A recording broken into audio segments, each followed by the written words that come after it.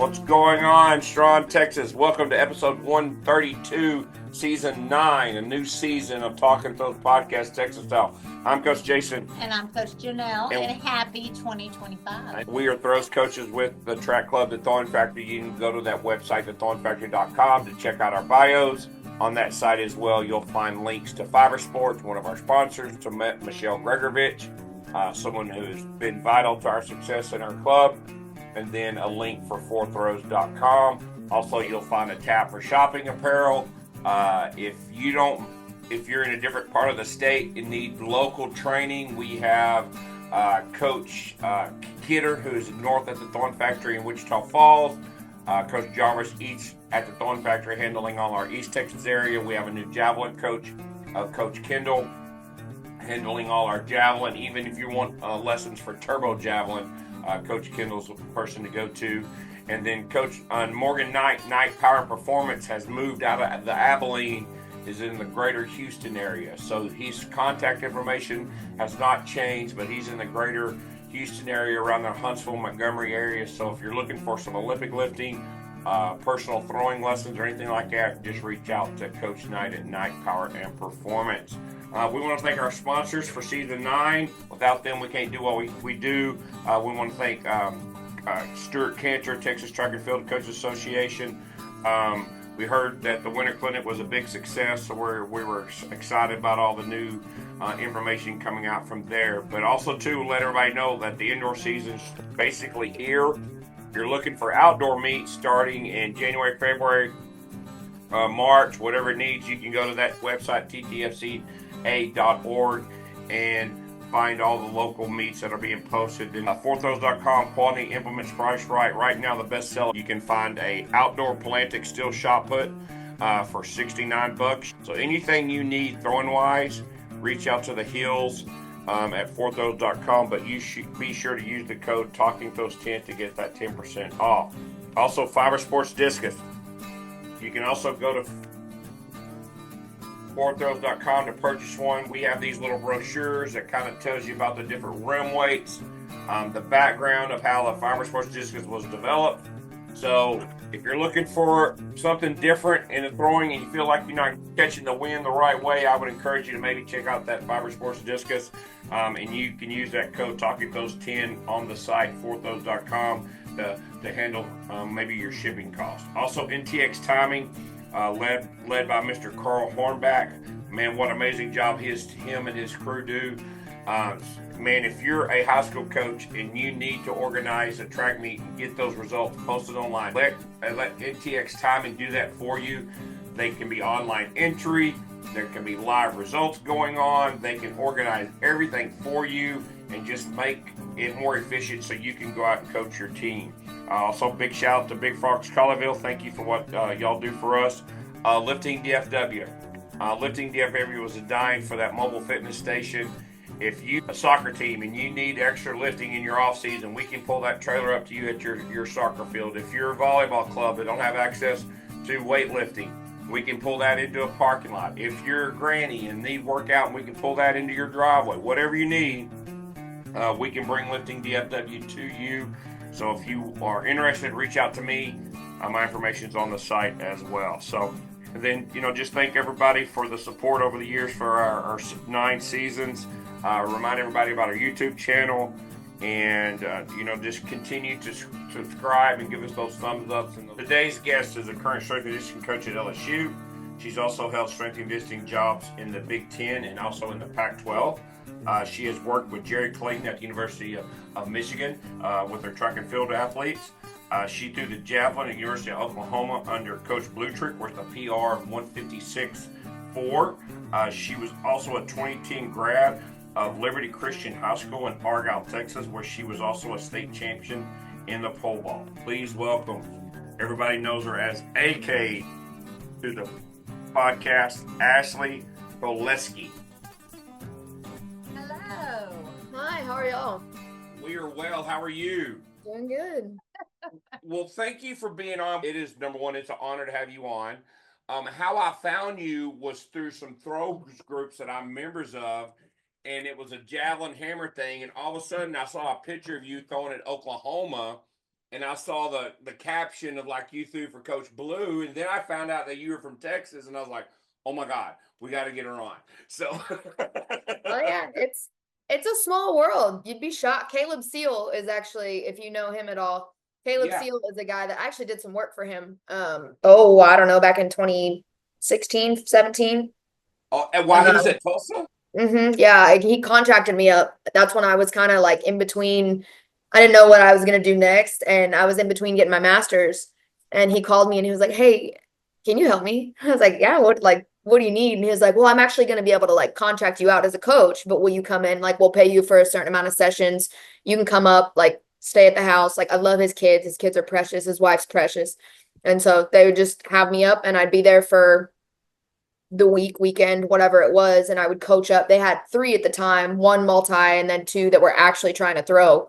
So just come up and run sessions with them, and then basically just keep him up to speed on like, hey, this is what this girl needs, like, and in whatever context. You're our first certified strength and conditioning coach that's currently doing it. So Ashley, kind of update our listeners on kind of what you're currently doing in your as far as in the job world. In the job world, well, I'm at LSU, so I'm an assistant strength and conditioning coach. Officially is my title. We work. I mean, it's a big university, right? So we Yes. kind of work across the board. We have touches and everything, but I have mainly volleyball and women's tennis. Okay.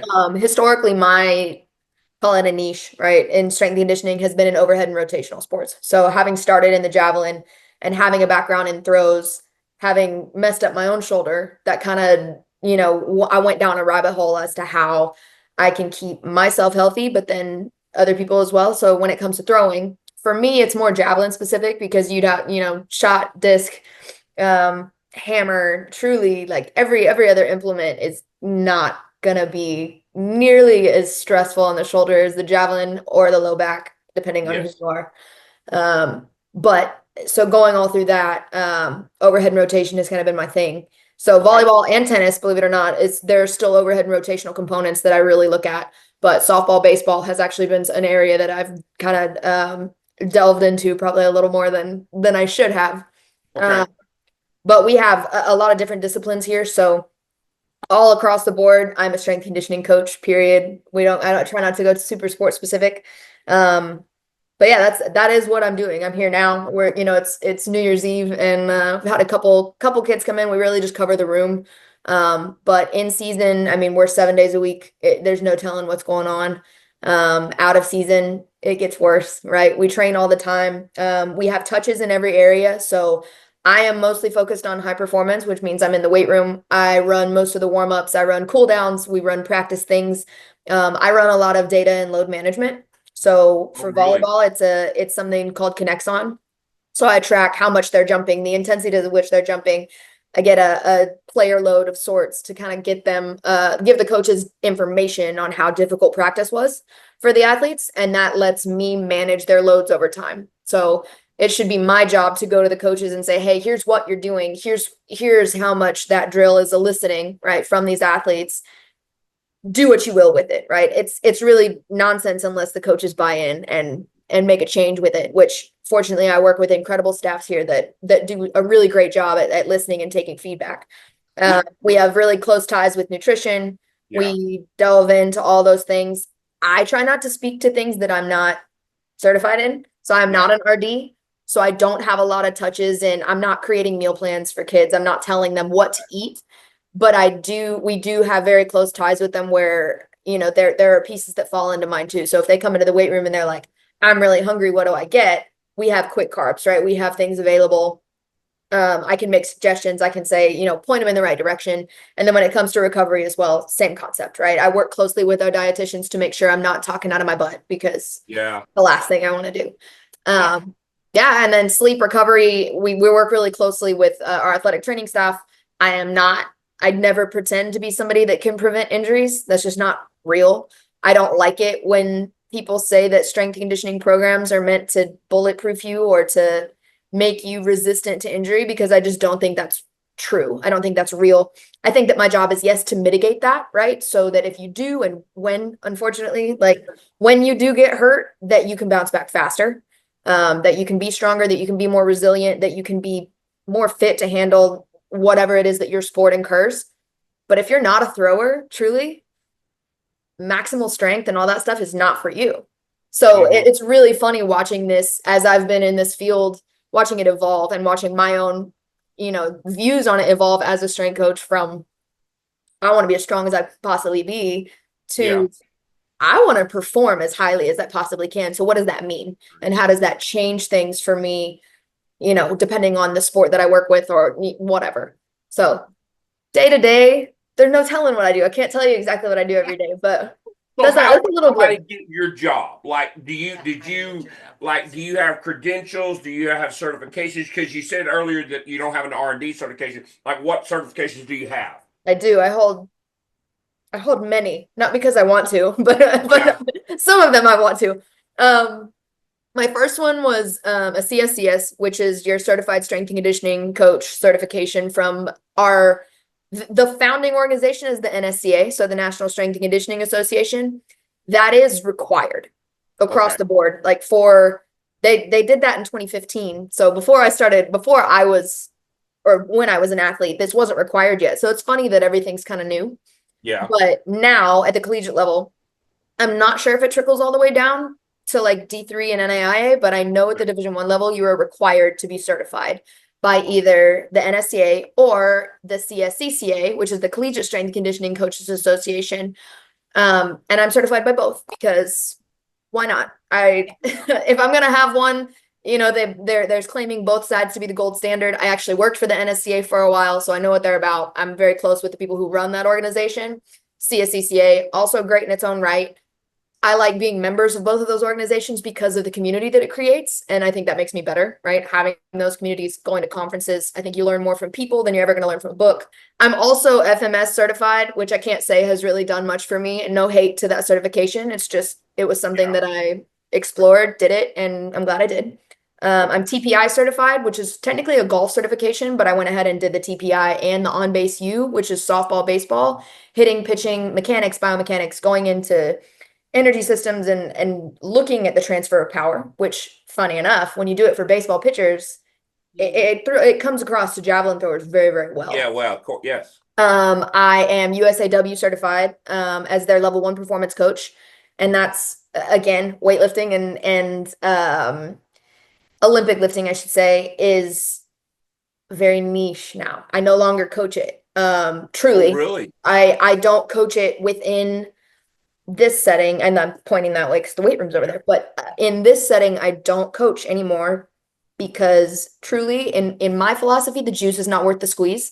You know how technical it is to clean. You know how technical it is to snatch. You know how long it took to really get good at those things. And if I'm going to coach proficiency in 30 athletes at one time, that's a lot of time for me. And it's not that I don't think I could.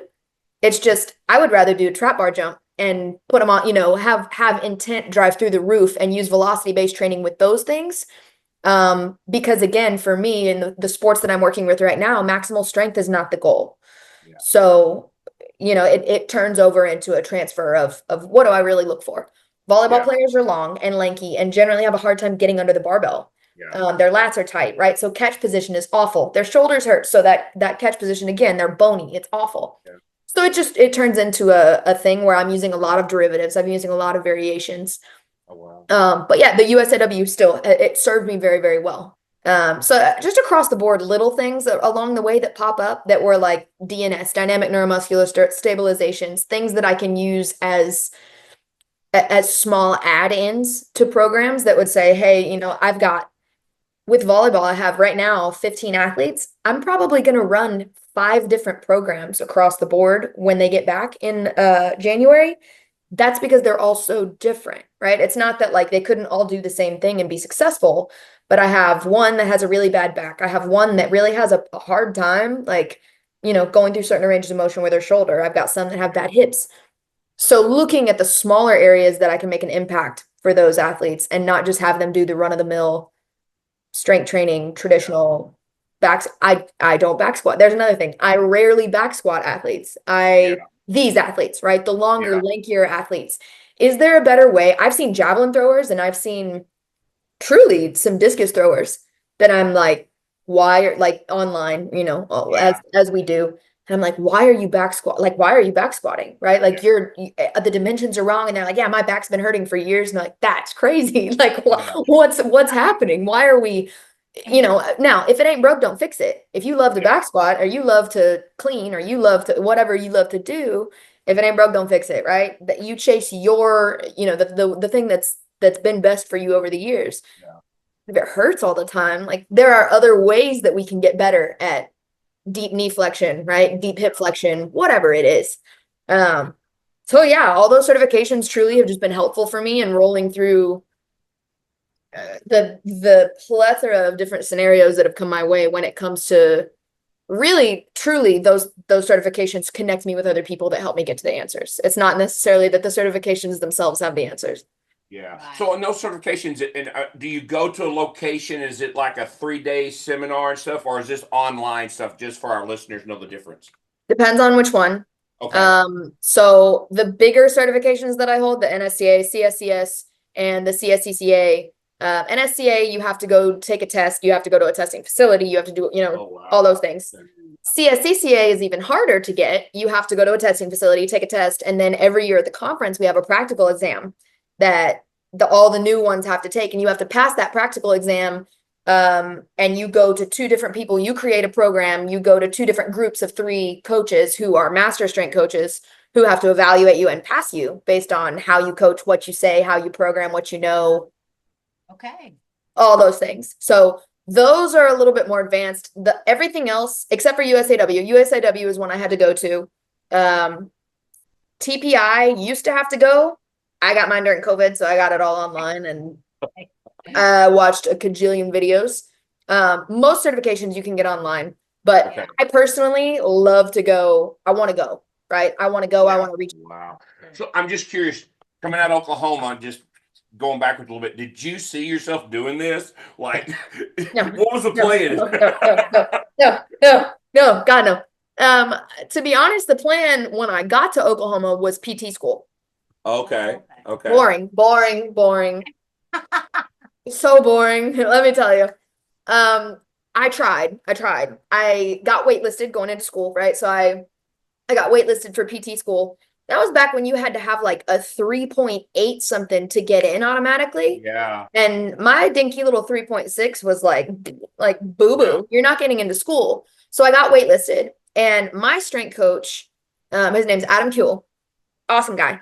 He was my strength coach for my freshman and sophomore year. He was like, I think you'd be a good strength coach. And I was like, oh, cool. Like I'm 5'4", right? I'm not like a big person. Yeah. So I was like, that's like, it seems like I would not fit that. And he was like, well, you have, the energy. And I was like, that doesn't mean anything. That doesn't mean anything to me. And so and of course I'm in all of these kines classes. I understand what's going on. Right. And it wasn't until I actually became a thrower, which was at the end of my sophomore year when Blue kind of picked me up, middle, whatever it was, that I really started loving the weight room. And I was like, oh my gosh, like I love training. It doesn't matter. It wasn't just the weight room though. It was everything, right? I wanted the fitness components. I wanted to be freaking unstoppable. I wanted to be able to train for 4, 5, 6 hours and not be tired. I didn't learn about all the nutritional components until later. Probably would have changed things for me if I had, to be honest with you. Fueling, I did not fuel correctly as an athlete, right? Which we can get into that later. But I know I never saw myself being a strength coach. I thought I was going to kind of finish out, do PT school and, I don't know, make money at just shooting, like throwing things up there. Yeah. But sure enough, I was a PT tech for, I don't know, a year, maybe less. And I was like, this is awful. Like I'm bored, right? I don't want to, this is no shade. There are people who have the hearts for that and the temperament for that. I was like, I'm not trying to do like little old ladies knee surgeries for the rest of my life. I'm out. So I got done and I went home. Actually, my parents run a ranch just outside of Strawn, Texas. Oh, wow. And I went home and I was like, hey, I'm no longer on scholarship, right? So I need money. So I just started working. And the idea being that I would get money, I would go back to school, right? Be able to pay for my master's and figure it out, right?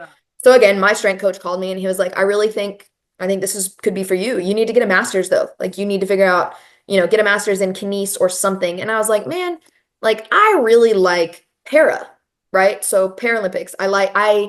I started working with a wheelchair rugby team when I went back home, just for funsies, right? I was like, this is new. I didn't even know this was a thing. Started working with them every Friday and was like, okay, like this might actually be something that's worthwhile. So when I went to go get my master's at Texas Women's, I went kinesiology as my major, right? Overarching theme, with adapted sport and adapted physical activity technically is the name, and sports nutrition. So those were my two specialties, if you will. And so that's what all of my classes, that's why I loved my master's program, because there was no bullshit after statistics. Statistics was terrible, but that's okay. That was it. That was all. But yeah, so I did that, and I started working really with adapted athletes. So blind athletes, deaf athlete. We took sign language, so we were working with deaf athletes, but that wasn't totally crazy to me. Getting into really disabled athletes and athletes with amputees of all across the board and all different kinds, I was challenged. And like that was kind of when I was like, your brain's turning, and there are different things that you need to look out for, right? There are different things that happen when you don't have all of your appendages that aren't just run of the mill. Oh, I just can't stand up and do this. It's like, no, you get hotter a lot faster. Your skin is what's getting rid of the heat in your body. You get hotter a lot faster. Maybe you don't sweat as much, but you have a risk for, all these other things, overheating. Yeah. And so all of that helped me learn how to really be adaptable as a coach, and how to really look a little further past, hey, oh, you sprained your ankle? Sorry, we can't lift.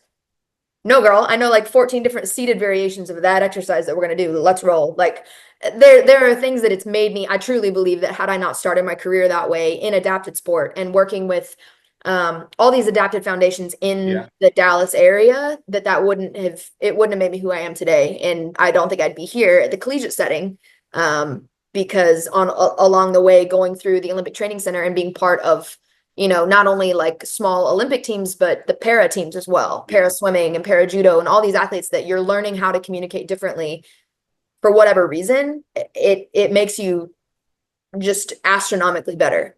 Wow. And then same deal working through injuries, right? All kinds of things. Kara Winger is one of my really close friends. And so when I was in Colorado, I was with her quite a bit at the training center, and you work through things, right? Oh, unfortunately, tore her ACL. Okay, like what are you doing in this time, right? You think she just sat on her butt for 6 months, you're wrong, right? She continued to train. It just looks different, and you have to kind of figure out ways around it. Wow. So from there, from that training and those adapted experience, that's what took you to Michigan to work in track and field? It took me to the NSCA truly first. Okay. So I started in Colorado, and I was at the NSCA, and that was my first, graduated. I was like, yeah, I have a master's. Now what? Like, I don't know what to do. They're like, well, you need an internship. And I was like, that sounds like it doesn't pay. Like, I want money. Nice. Yeah. Nice. Cool. Well, in fact, they did, right? The NSCA's internship at the time, they still had it going. It did pay. And they were basically there to like get you certified, have you start coaching, and have you start figuring out what the heck you're going to do, which was phenomenal. And I could not have asked for a better way to start it. And my mentor, Scott Caulfield, still to this day, love the man, phenomenal human being, taught me everything, right, that I needed to know about connecting with people, right? His network is insane. And so being there at the NSCA, finished my internship, and they were like, hey, do you want to stay? And I was like, yeah, I kind of do. So I ran their performance center for a while, ran a bunch of hockey teams out of there, ran some high school basketball, soccer, another high school hockey team, right? I ran a lot of teams out of there and truly just got my feet wet coaching. Coaching 13-year-old boys is not for the weak or the faint. Like, it's just not it. And then coaching them after hockey practice, just pray, right? Pray. It's going to stink. It's a gross thing. But they're awesome. And I love those, but I would never, right? I went to their games. I hugged them when they were sweaty. Like, they're gross. It's disgusting. But I love them. Yeah. But rolling through all of that, being in Colorado got me into the training center. So again, another position, it was an internship with strength conditioning at the Olympic Training Center. So I was there for 7 months. Working again with like para, so adapted sport. I'm sorry, Paralympic sport, technically not adapted anymore, right? It's Paralympic sport. and Olympic athletes across the board. A lot of team 5, so a lot of like wrestling, acro, gymnastics was in quite a bit, judo, para judo, para swimming, swimming was in and out, right there, all track and field, a lot of people in and out of that training center. So it was phenomenal, again, to see different things, get my feet wet and go. I was still working at the NSCA, running the hockey teams out. So I was working at the training center from about 5:30 in the morning till 3. And then at 3, I was going over to the NSCA and working there till about 8 at night with the hockey teams, running all that stuff in and out. So as crazy as that was, it was a phenomenal time for me to learn and grow, make connections. And that's where I got the hookup with Michigan.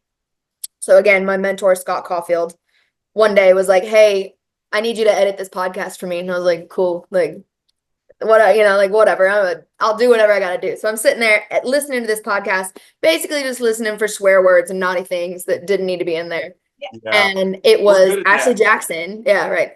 It was Ashley Jackson, who is one of my mentors again to this day. She was on this podcast and Scott, you know, is asking all these questions. And I'm like, she sounds kind of cool. Like, and she's got my name. So like, I don't know. Like, how cool could this person be? And so I asked Scott, I was like, who was this? And he was like, oh, she's at the University of Michigan. And I was like, nice.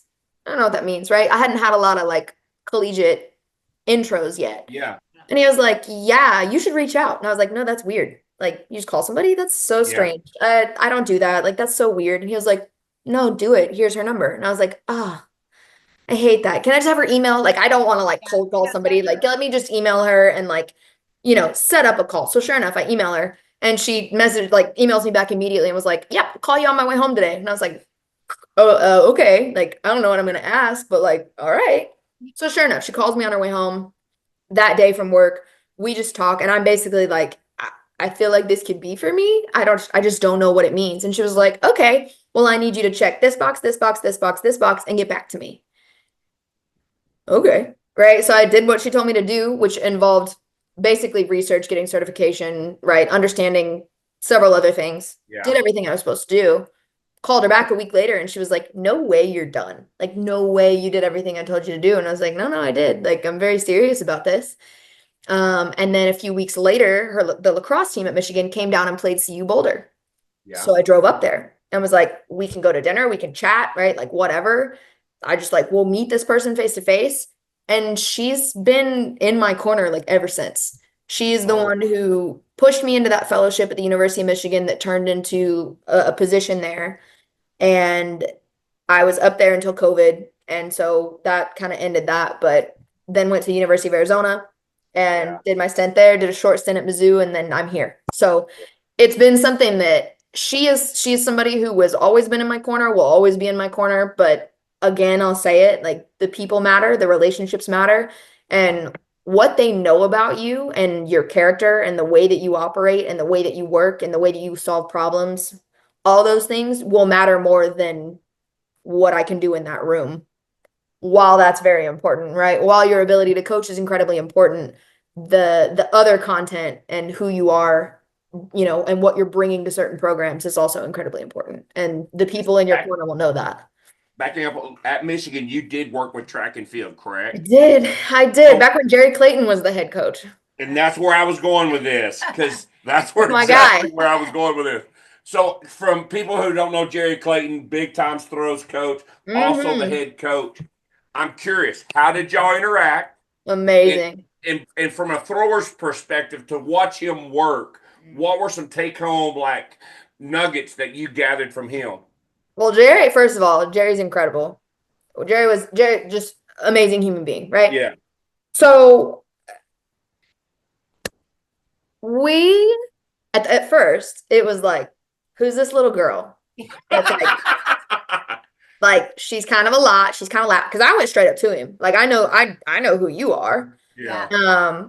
And it was one of those things that I immediately gravitate towards throwers, no matter where we're at, right? Yeah. I know who you are, right? Like, I know what you've thrown, whatever.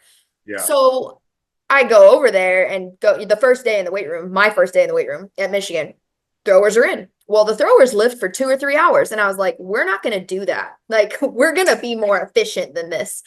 And so I go over to him and I just introduce myself. And He's looking at me.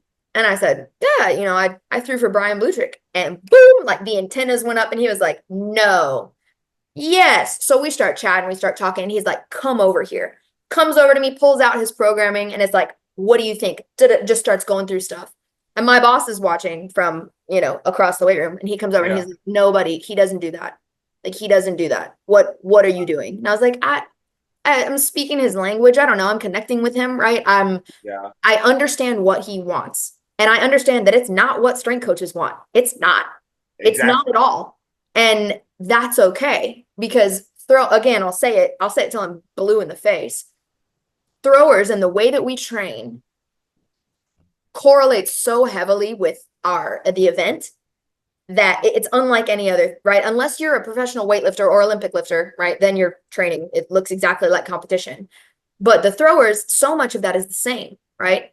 But again, some throws coaches are so far off the mark with the way that they train that, but they don't see it because it's just how they've always done it, right? Yeah. But when you listen to somebody like Jerry Clayton or Brian Blutreich or, John Smith or any of these people who do their own strength and conditioning programs because they've just been in it because they were under freaking Art Venegas forever ago, like there are people like that who just listen, right? As a strength coach now, that's my biggest thing. I'm just going to listen. If there's something that you love, I'm going to try and implement that in a way that makes sense, right? Yeah. From a loading perspective, it may be different. For me to introduce velocity-based training or, things that aren't necessary. Like, I never did VBT with Blue, ever. He was like, no, percentages, right? Based on, how fast it moves, whatever it is, we'll work from the blocks, we'll work from the floor, mostly from the hang, whatever. But learning that and being able to present that to coaches, like Jerry bought into it.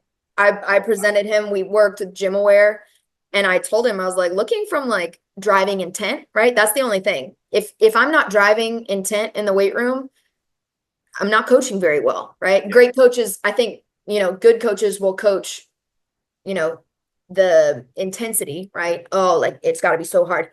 But great coaches will coach intent, right? The intent behind every movement. I don't need every movement to be max effort. Sometimes I just need it to feel good, right? And that's the intent I'm going to give you when I coach that exercise.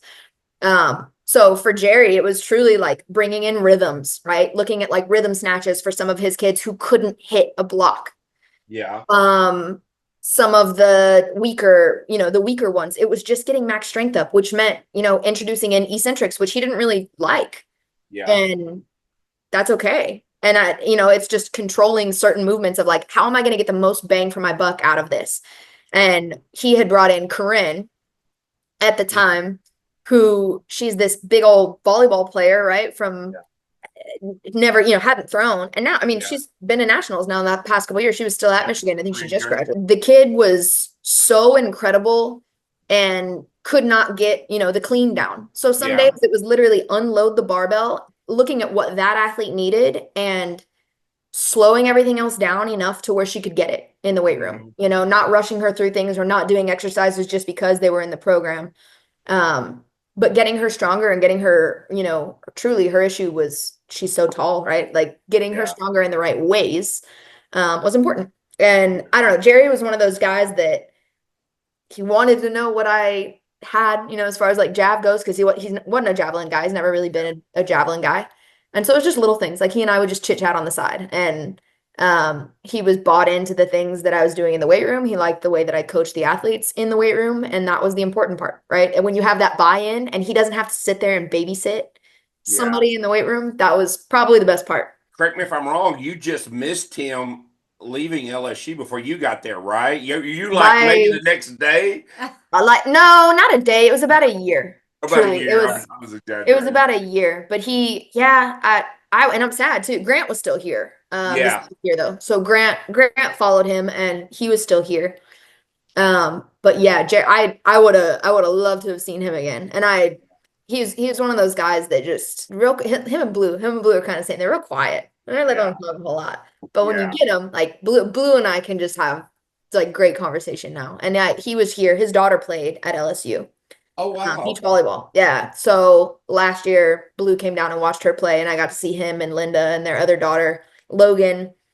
And I've known those girls since they were smaller than me. Yeah. And they haven't been smaller than me in a really long time now. So it's just, And I'm 5'4". yeah, like they're freaking, 6-footers. And but I remember at Oklahoma, like I would go up on Sundays and Blue would call me and be like, "What are you doing?" And I was like, "Oh my God, am I supposed to be somewhere?" Like, like you have a heart attack. And he's like, "No, come up. We're gonna put the nets down and get the pitching machine out and hit with the girls." And I was like, "Oh, come on!" So I'd go up there and play kickball with them and hit. And the guy was just more than a coach for me. He always was. Like he was one of those people that he was gonna pull you in, and he made us all feel like family at one point, or another. And so I can't say enough positive things about Brian Blutreich.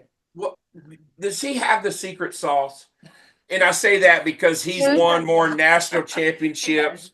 He just had Maggie Ewing, and Dumble recruited her, but then he goes to Oregon and takes over Jada Ross and, the girl from North Carolina and just break national. Brittany Borman, Amy Bakel, yes. Who do you want? Tia Brooks. Who do you want to talk about? Like all of them. Like, yeah. What is it? What is it about him? He's a phenomenal coach. He's phenomenal. It does not matter what you're doing. And I say this because he coached me with having zero experience. Yeah. Oh, so like the level that you are at doesn't matter. It's your willingness to change is the first thing, right? If you're coachable, that man is going to make you great. Like it doesn't matter. So yeah, you can sit there and talk about secret sauce 100%. He's got it. But are you willing to take it and like smother everything that you own in it? Truly. Yeah. Like to me, that's the biggest thing is yes, he does have the secret sauce. Yes, he will spend time, right? And take a lot of, oh man, I don't know how many throws. Like, I don't know how many throws that was just like, do it again. Like you walk back and, oh, do that again. I want to see this. And then he'll tell you the one thing. He doesn't sit there and coach 19 issues that you might have, because you probably have a lot. Like, to be honest, I can't imagine how many problems that I had. But the man, he is so intentional in the way that he coaches that if you're willing to take that and accept that and roll with it and just do what and that sounds terrible, but just do what you're told, right? Like it's so simple. And I think we overcomplicate it as athletes. I know I did. I overtrained, right? And I know that now, knowing what I know, but I was like, man, I want to do this. I want to do this. I want to do this. Oh, I'm going to go do more. Oh, I'm going to get stronger. Oh, I'm going to whatever, right? Yeah. When the fact is, when you have a great coach, like truly like Blue, right? I haven't met many people that are like him. Yeah. When you have a coach that's at that level, and Jade, any of his recent national champions can tell you, just do what he says and then let the rest of it just go, right? Recover really well, sleep really well, but do the basic things, become such a master of the basics that it's like crazy, right? He would stop us in the middle of warm-ups, like if things weren't going well, and he's like, what are you doing? Like, what are you doing? Yeah. Like, oh my gosh, I don't know. Like, I gotta kind of get back into that. But he just, it is, to me, it's mastering the basics. And that went from warm-up positions, right? Positionally, what am I looking to hit? Can I hit it? And then, what's the intent with which I'm going to hit that? If he says, don't take any max effort throws, don't take any max effort throws, right? Like it becomes one of those things that it's just like, what are we working on today? He could tell me and you go execute it. Gotcha. And I think that's just who he is. He's a phenomenal communicator. And it's weird right now because there's I don't see a ton of people like flocking to Oregon. Maybe it's just because it's Oregon. Maybe it's because of NIL that is just like blowing everything up right now. Yeah. I don't really know. But if I was a thrower and I could be at the standard at which he needs to be recruiting, because Blue's like, I think he needs to be recruiting high-level athletes. I'm not saying that he needs to go take just anybody and everybody, but if I was that person, there's nobody else I'm going to choose. I'm going to go to Oregon. And, for a while it would have been ASU, would have chosen ASU. He was at Tennessee for like 3 days, would have gone to Tennessee, right? Like 100%. But if you notice, he has and this is just personal aside, he has a better track record with women than he does with men. Mm-hmm. And I attribute that to being a female and thinking that women are more coachable in general. Every now and then, I think you'll get a man that can take it on the nose and just be like, you're right. Like the discus thrower at ASU. I can't remember his name. Washington. Thank you. Yeah. Thank you. Though there are every now and then it comes across, and what's he do with them, right? Like it's just leaps and bounds above. But I think that when he gets, and he also kind of, I think maybe gets tunnel vision, I don't know, but with certain athletes, Yeah. that it just is crazy, right? And if you're willing to sit there and listen to him and really soak it in and take it at face value, he'll tell you exactly what you need. Sometimes you don't hear it, but he'll tell you exactly what you need to do. And if you do it, a natty is in your freaking future, most likely. Yeah. So how did he find you? The pole vaulter into your sophomore year, 5'4" from Texas. Like how did you throw a javelin at him or something? Well, no. So Chico for a long time was converting vaulters to javelin throwers down at A&M. Yes. And I don't know if that's how I don't know if that's like the idea that popped into everybody's head. I'm not really sure. But Amy Bakel one day, I had been like getting closer with the throwers because like those are just my people. Like they're just like Brittany Borman plucked me up and was just like, I'm gonna like, you're like my doll, right? Brittany Borman was just so, and Tia Brooks, like they were so good to me. Karen Shump, all of those. Again, I'm popping off national champions to you, not on purpose, but just because those are my teammates, right? Those are people who cared for me. And so I found myself hanging out with them quite a bit. And I was in a weird situation where I had been recruited and all those things by one guy, and he got fired about 3 weeks into my freshman year. So I was like, do I transfer? Like, what do I do? And I was like, no, I'll just stay. So I'm still vaulting, struggling, not totally like super happy, but like I'm just happy to train, right? So I just whatever, blow it off. Well, Amy Bakel was still training post-grad, and she was technically Blue's volunteer assistant at the time. Okay. And she's the one I think she was 5th at nationals. She won the Big 12 several times, whatever. Amy Bakel was phenomenal javelin thrower, and javelin and shot and disc and hand. I actually think she was all around at one point just because you couldn't tell her no. Like she was just going to throw whatever she wanted to throw, and she was fantastic. And an engineer to boot. Like incredibly smart. Yeah, it's not fair, right? Some people get it all, and she got it all. But she saw we were talking one day, I don't even know, doing something, and she was like, AK, do you want to throw the javelin?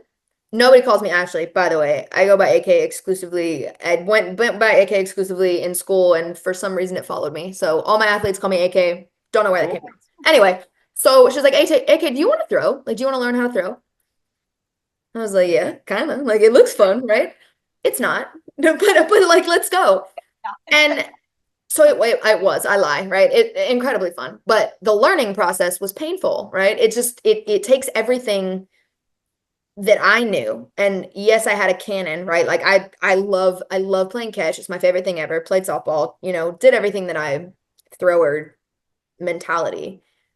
But learning the specifics, right? Relearning a whip, understanding what positions I needed to hit, getting uncomfortable.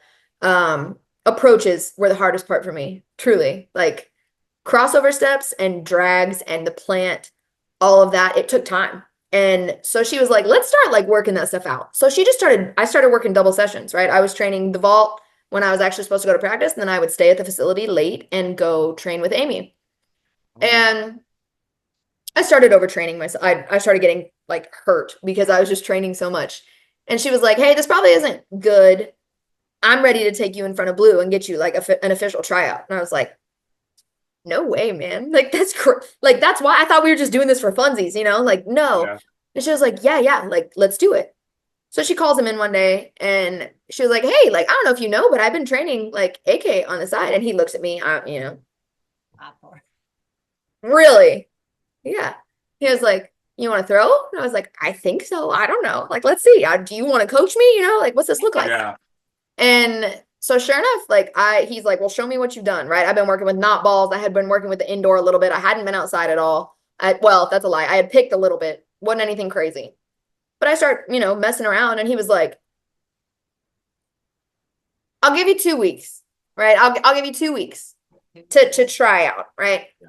I never heard anything about 2 weeks ever again. I was there from that point on. Like he pulled me in, went to the vault coach and was like, hey, that one's mine now. She's not going to come practice with you anymore. Like, she's a thrower now. See you later type thing. Like, Wow. don't do, that's it. So he plucked me from then, and I went ever since. I mean, I trained when the throwers trained. I threw twice a week med balls. We were big on med balls and Yeah. non-traditional throwing. But yeah, it just kind of happened. And then that year he was like, "Yeah, we're not going to open you in competition. It doesn't really make a lot of sense, but he was like, "I want to see you throw." So we went up to Tulsa's little meet, their little twilight meet. He and I just drove up there, and I threw, and I opened up at like 41 meters or something, or 40, a little over 40 meters Yeah. from a You got 5. And your he was place. like, yeah. And he was like, "Yeah, nice. Let's do that." Like, cool. But like, first time ever throwing, and like, you threw from, okay. And you can just see there's a picture of me going like this, and he's just standing over there smiling like after I threw. And I was like, nice. And I loved everything about that. And just Wow. the experience in general, right? I was never his best thrower ever by far, right? Like, no way. But he'd be like, "That's my little like Energizer bunny." And like, she's gonna handle things, right? If I send her into the weight room with training, like, she's gonna make sure it gets done. Like, if I send her out, with once Liz and Avion were recruited, Yeah. those were our big guns, right? Consistently over 55 meters, getting close, like touching on 60 meters. They broke the Big 12 record like back to back, right? The 2014 season. They broke it. Girl from Tech broke it. Avion broke it. Liz broke it. Like, it was just, they were consistently just crazy. Yeah. And so training with them, pushing them, understanding, like, whatever. And he was like, "It's very rare that you see," he made a comment. I don't know where it was, but a comment to some paper after we all qualified. And he was like, "It's very rare that you see like the kid that doesn't throw the farthest be the leader." But he was like, "She is." Oh. And I like, that's what we have here. And like, it's unique in the fact that I don't feel like I have to be the best. The ego in me, right? I want to compete. That's not what I mean. I'm a competitor. I'm going to give everybody a run for their money all the time. I'm going to try to. But understanding that I want to make other people around me better. And if they're at their best, then that's true competition, right? If they're not at their best and I beat them, that's not real. Like, I hate that. That's like, I want you to be at your best and I want to beat you at your best, because that's true competition. Yeah. But all in all, that was how, right? He plucked me out of that situation vaulting and was like, "You're mine now." And I stayed on with him and coached. I think I got more of the dynamic of the throw itself and started kind of like coaching my way through it during practice, because that was kind of how we did things. Yeah. And he pulled me on and was like, "Do you want to like basically be my like undergrad assistant for your last year?" Because I had torn my shoulder at that point. Yeah. Yeah. So got into that, and he just the man just gave me constant just chances, either to be coached or to be an athlete, or whatever it was, Yeah. to be better. And I think that shaped my experience again at Oklahoma, but the experience of actually making it to nationals and being there with him, with Liz, with Avion, and like competing for the first time, 3 athletes in one event for his throws, the javelin group, to make it like that. It was a really, really cool experience. Can I ask what grip you use? Because that's always an interesting question, especially for Yeah. someone who's I'm Euro. You're really? Mm-hmm. Okay. Did you experiment with anything else? Oh yeah. We tried everything, right? And when we were starting, that just happened to be the most comfortable thing for me and my release. So Okay. I have a very when I release, I turn over like Yeah. quite a bit. And so if I was holding here, I always pulled. If I did the American grip or the hook, Yeah. I pulled the heck out of that thing. But when I Euroed, it was light enough and it sat in. My hands are big for as small as I am. Yeah. But I could hold it lightly enough that I didn't just pull the crap out of the javelin and pull it into the ground. So my release and everything was better and more, I was able to hit tip better when I held Euro. When I held American, I pulled the crap out of it. And when I held hook, I really like, if I was doing just picks, I would hold hook grip just to like push it into the ground, basically. Yeah. Oh wow. So you threw a PR of 156 for 47.66, and basically in a very short period of time. Was there such a quick correlation and quick development because you were a pole vaulter, and like you said earlier, that was kind of the hot trend, and you just kind of picked it up, or were you naturally good at just picking stuff up immediately? I credit that to the coaching. honestly. I Okay. don't think it had anything to do with me. I think, well, whatever. I think I was there, right? And I was bought Yeah. in and I wanted to do it. But for Blue to be able to look at me and tell me what I needed, right? Or to coach me in a way that made sense, that's him, right? I can't be like, oh, I stepped on the scene and just like really grabbed it. I grasped the concept. Like javelin's not something you just pick up and like No, exactly. throw far. So all of that, I think, being around him and Amy Bakewell, obviously, Amy's incredible, and she gave me the foundation, right? And again, her being Blues athlete taught me in a way that made a lot of sense with that. Um, but his everything that he poured into me, stuck. And I think it was just because I was so bought in and I love it. I loved going out and throwing. I loved the opportunity to be with the people I was with. And then outside of that, training, like I have this sick thing where I love pain. Like I love the pain of training, right? I love the Yeah. way it feels after you've done something really difficult. And the javelin is painful. If you've ever thrown it, you Yeah. know that, right? Upon release, if you throw it well, if it's a great throw, you're hurting from your toe all the way up to the back of your neck, right? Like you hit and every ounce of energy just flows through you, and it's the most painful thing I've ever experienced, was probably hitting some of those really big throws. And that's you always want to go back, right? I'm like, oh, I want to go back because like I think if I trained this way and I did this, it'd be different, and I whatever. But that's the things that I remember the most, is like the really good throws where it just knocks the wind out of you and you hit it. And I was like, that's gonna go so far, but I can't even look up right now to go see it. Like, oh my So God, bad. that's the worst. Like no more high pole vault at all. Mm. Do you miss the pole vault? Do you feel like maybe I should have stuck? Not at all. Okay. No, I didn't. And maybe that was just because again, the throwing was the Yeah. culture, everything about the culture, everything about the people. My best friend threw the discus and the shot and like it was just that change in nobody was on me about my weight anymore. That's a big one Right. of the Yeah. vaulting. Um, True. it became this again, we were competing all the time.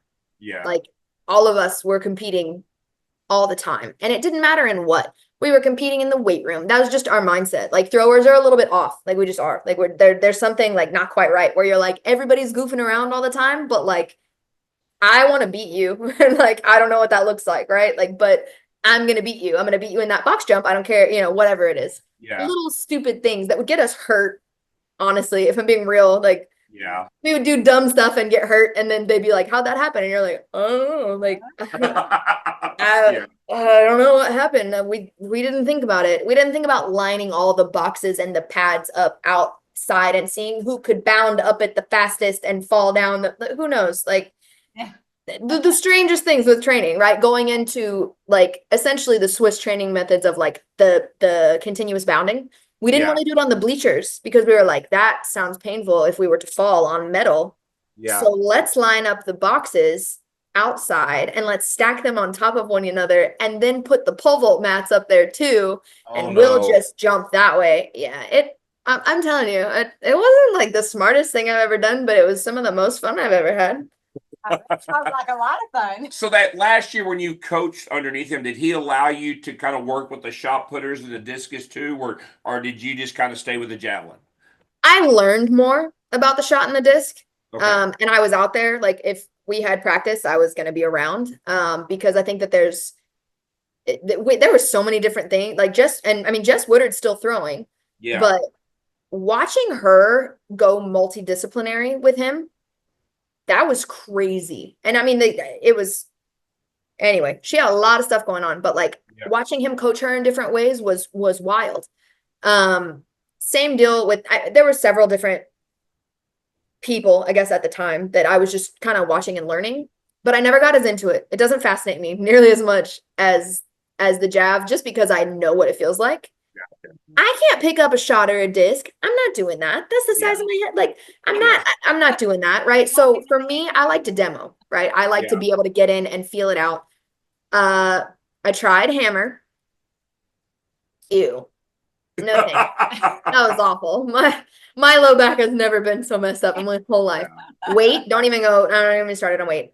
And then same with the disc and shot, right? I can look at you and I can coach you through it and I can understand the spin a lot more than I understand the glide. The glide to me was just not it. And mostly because you've got to be so insanely fast to glide, like fast and powerful, truly. Yeah.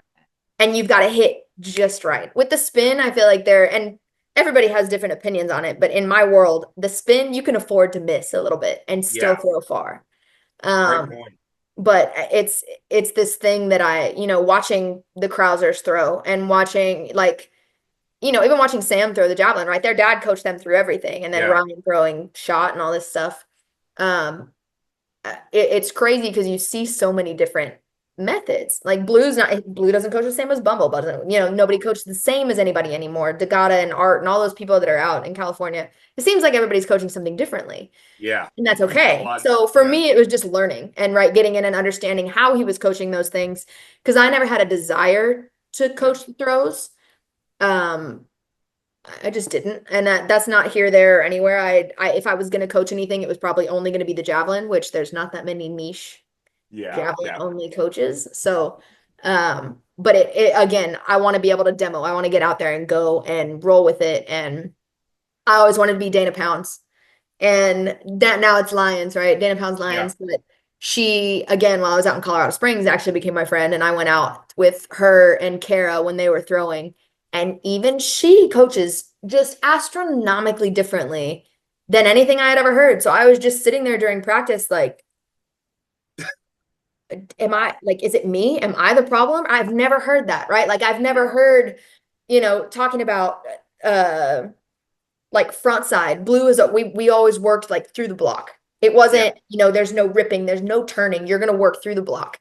And when she was coaching up different people, it was different. And I was like, why would I rip the block? Like, why would I rip open the block? Right. Yeah. And in my mind, it didn't match up. But when you see somebody coaching things differently and you learn, again, Kara throwing is not going to be the same way that I throw. I throw is not the same way that Ari or anybody else throws, right? There are people that are faster. There are people that are stronger. There are people that, sit somewhere in between that they're going to throw far. And it doesn't really matter what it looks like, to be honest with you. Like, it doesn't matter how messy that thing looks. It doesn't matter how grossed out you are when it leaves their hand. If it goes 70 meters, it's fine. Who cares? True. That's true. So you went to high school at Liberty Christian in Argyle, is that right? I did. Did you do pole vault there, and that was your introduction to track and field? Did you do volleyball or basketball and all the other sports? I did. I played basketball. I ran track. I played softball. I tore my ACL in 2008. Yeah, right before I got to Liberty. So that kind of slowed me up a little bit. Basketball was my first love, truly. I played point guard. Go figure. No, you think I was down in the post, but I think you've been a heck of a post player, though. I probably would have put an elbow on somebody every now and then. I'll tell you that. But yeah, that was my first love. So I went to Liberty for Coach Burrows, and my friend Whitney Hand at the time played for them. And there were a lot of there was just some really great girls there. And I was having a rough time where I was at, and they were like, "Come out here. Like, why don't you just transfer out here?" And I was like, "I don't know why." Like, great point. Don't know why. So transferred out. Loved it. Basketball was my first season, but I was coming off an injury, so that was rough. Going into everything else, they were like, "Hey, why don't you try pole vaulting?" And I was like, "Why?" And they were like, "Because it's just straight ahead. Like, you don't even have to like change direction or anything, right? Like, you can do it immediately." And so I started training, and I ended up training that 4 nights a week at a private club. And that's kind of how I got into that and got numbers high enough to be like, "Oh, like you win state," and people are kind of like, "Hey, like you might have a future in this. What do you want to do?" And you're like, "I don't know, like unsure, right? What do we do?" And then softball was always number 2, to be honest with you. Like pole vaulting was like the end of the list. But when I started getting letters in, I got a few that were just like comboed, where they were like, "Do you want to play basketball and run track, or do you want to run track and play softball? You can do whatever you want if you want to come to school out here." And I was like, that's a weird thing. Like, I don't want to combo anything. Like, I want to go high level Division I, or I don't want to go at all. Yeah. And so that's when everything kind of starts looking around and things change, because doesn't matter really how good you are or how good I was at one point at basketball. I was not going where I wanted to go anymore, right? After all that. So that's what took me vaulting. It's kind of took me all over the place between, it was going to be between Baylor and Oklahoma was 2 hours north. Baylor was 2 hours south. It didn't really matter where I was going to go. Being close to home, and I ended up going, and John Heath was the coach at the time at Oklahoma, and I freaking loved that dude. He was hilarious. So yeah, that's what kind of drugged me up there and started life in Norman. Were your family, you said ranchers earlier, but were they athletes? My mom ran track and was ridiculous at the 800 and the 400. Okay. I know. I don't throw up. No one puked. Yeah, like when I tell you stupid fast, like I don't know if she had any records at the one. She was from a 1A, small town up north of Amarillo, about an hour and a half, called Sunray, Texas. No, And yeah, so she just, I mean, they said one of her coaches, we were back up there one time, and he was like, yeah, remember at state, when Catherine caught that girl that was 150 meters ahead of her on the 4x4? And I was like, what? Like, what do you mean? That was my mom. So my mom was like just fast, and probably loved pain too. I don't know. We haven't talked about it, but that. And then my dad was actually a pitcher and a first baseman. And they both got scholarships to the Colorado School of Mines, and both are engineers also. Very smart. Very smart. I know. That one missed me. The athleticism caught me probably, better than anybody else in the family, but the brains kind of just like, the engineering brains, I'll say, right? I'll give it to myself. I'm smart in my own way, but the engineering brain's not for me. I don't get it. I don't understand what they do. I don't know why they like calculus so much, but they do. But both of them were or are, I'm not going to say are, they've given it up, but we're athletes. Athletes. Were you the only child? Yes, from them, I was. Okay. Awesome. My little brother now, I have a half brother from my dad, and he will be going and playing volleyball up at Wentworth in Boston. It's a D3, and he's 6'2", so just a little guy. He's just a small guy. Yeah. But it's a fantastic engineering school because he caught the engineering brain. Yeah. So do you monitor your parents' workouts? You're like, let's be active. Are you eating the right stuff? I try not to be that annoying. I hold a little higher standard than probably most. I'm one of those that I practice what I preach, right? I train every day. I don't think that anybody, and especially 18 to 22-year-olds, want to look at you and do what you say to do if you don't do it yourself. And that's a hard pill to swallow sometimes, because as you age and as, things change in life, situations change, right? For me, I'm 32 years old. I tell them, step up. I'll kick your ass in anything that you want to do. Like, what do you want to do? I will absolutely wreck you. And that just may be the competitor in me, but I think that's how we need to be. I think in high level, my goal, right, in my career was to get to the highest levels of strength conditioning, no matter what that meant. I'm at the SEC level now. I love what I do. I love the athletes that I work with, but that's not who I am, right? That's just what I do. So for me, coming into who am I'm somebody who wants to inspire these young athletes, right? Female, male, I don't care what you got going on down there. Mm-hmm. My biggest thing is that you need to know that you're capable, right? You need to know that you are a competitor, you're powerful, right? I want to be that person that not only empowers you, but inspires you, right? To be better, to be that person who can step out and make the best of any situation. And you do that by making people feel seen, right? Like understanding that that's what I'm doing here. And that's what I want to do. And that's what's brought me, I think, changed me along my journey of like, I want to be a strength coach, to like, I am a strength coach. It's not like I want to be one. I am one, but that's just what I do. Like, who am I and what am I actually perpetuating in this field? Yeah, we're getting people stronger. But like, if all we do is have a kid just walk in this room and be more confident, great.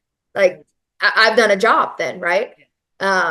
And when I show them how to handle difficult situations, when I get my ass chewed, because I do, it's okay. I get my ass chewed out. And how do I respond?